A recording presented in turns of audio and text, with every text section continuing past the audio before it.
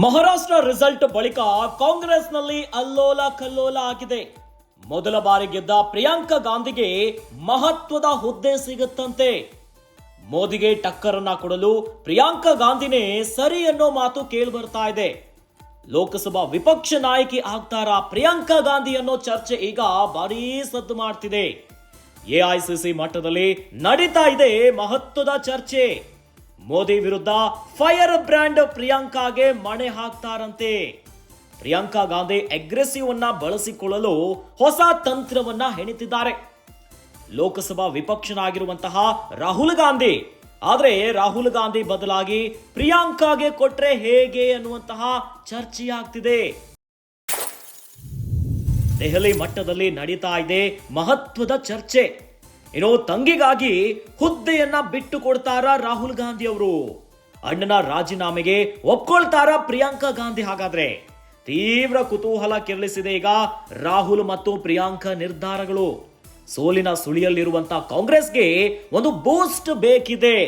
ಕಾಂಗ್ರೆಸ್ ಮತ್ತಷ್ಟು ಆಕ್ರಮಣಕಾರಿಯಾಗುವಂತಹ ಅನಿವಾರ್ಯತೆ ಇದೆ.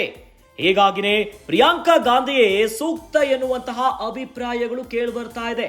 ಮಹಾರಾಷ್ಟ್ರದ ಭಾರೀ ಸೋಲಿನ ಬಳಿಕ ಕುಗ್ಗಿರುವಂತಹ ಕಾಂಗ್ರೆಸ್ ಈಗ ಸದ್ದಿಲ್ಲದೆ ಮತ್ತೊಂದು ಮಹತ್ವದ ನಿರ್ಧಾರವನ್ನ ಕೈಗೊಳ್ಳಲಿಕ್ಕೆ ಚಿಂತನೆಯನ್ನ ನಡೆಸ್ತಾ ಇದೆ.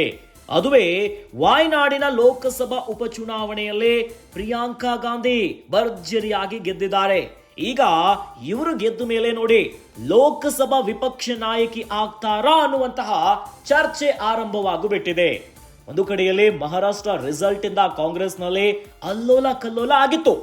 ಇನ್ನು ಮೊದಲ ಬಾರಿಗೆ ಅದೃಷ್ಟ ಪರೀಕ್ಷೆಗೆ ಕಾಲಿಟ್ಟಂತಹ ಪ್ರಿಯಾಂಕಾ ಗಾಂಧಿ ವಾಯ್ನಾಡ್ನಲ್ಲಿ ಭರ್ಜರಿಯಾಗಿ ಗೆದ್ದಿದ್ದಾರೆ. ಹೀಗಾಗಿನೇ ಮೋದಿಗೆ ಟಕ್ಕರನ್ನ ಕೊಡ್ಲಿಕ್ಕೆ ಪ್ರಿಯಾಂಕಾ ಗಾಂಧಿನೇ ಸರಿ ಅನ್ನುವಂತ ಚರ್ಚೆ ಎಐಸಿಸಿ ಮಟ್ಟದಲ್ಲಿ ನಡೀತಾ ಇದೆ. ಇಂಥದ್ದೊಂದು ಚರ್ಚೆ ಆಗ್ತಿದೆ. ಹೀಗಾಗಿನೇ ಫೈರ್ ಬ್ರ್ಯಾಂಡ್ ಪ್ರಿಯಾಂಕಾ ವಾದ್ರಾಗೆ ವಿರೋಧ ಪಕ್ಷದ ನಾಯಕಿಯಾಗಿ ಮಾಡ್ತಾರಾ? ಇದಕ್ಕೆ ಒಂದು ಕಡೆಯಲ್ಲಿ ಈಗ ವಿಪಕ್ಷ ನಾಯಕ ಆಗಿರುವಂತಹ ರಾಹುಲ್ ಗಾಂಧಿ ತಮ್ಮ ಸ್ಥಾನವನ್ನ ಬಿಟ್ಟುಕೊಡ್ಬೇಕು. ಇದಕ್ಕೆ ಪ್ರಿಯಾಂಕಾ ಗಾಂಧಿ ಒಪ್ಪುತ್ತಾರಾ?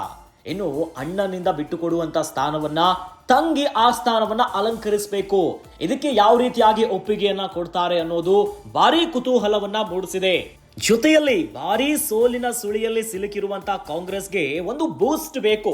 ಹೀಗಾಗಿನೇ ಕಾಂಗ್ರೆಸ್ ಮತ್ತಷ್ಟು ಆಕ್ರಮಣಕಾರಿಯಾಗಿ ಆಗುವಂತ ನಿರೀಕ್ಷೆ ಮತ್ತು ಅನಿವಾರ್ಯತೆ ಇದೆ. ಹೀಗಾಗಿ ಪ್ರಿಯಾಂಕಾ ಗಾಂಧಿಯೇ ಸೂಕ್ತ ಎನ್ನುವಂತ ಅಭಿಪ್ರಾಯ ದೆಹಲಿಯ ಮಟ್ಟದಲ್ಲಿ ಭಾರೀ ಚರ್ಚೆಯಾಗ್ತಿದೆ.